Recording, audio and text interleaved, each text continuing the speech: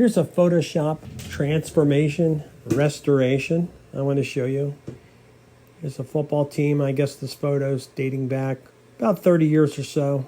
Let's zoom into the sky. You can see damage in the photo. I'm going to fix that sky, and I'm going to add some happy blue clouds. There's the sky. Let me show you what we did with the layers, stuff I had done earlier. There's the background. Let's click on the first filter, which I called Hands and Faces. You can see the color of their skin. It changed the Caucasian.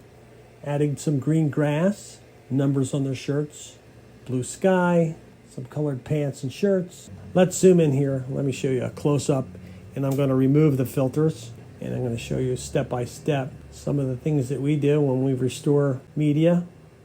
So here's the first thing, hands and feet. They're legs too.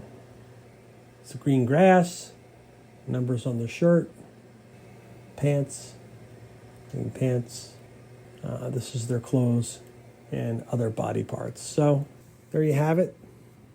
Hope you like it. If you need any of this type of work done for you or your family or friends, here's the before, black and white, and there's the after.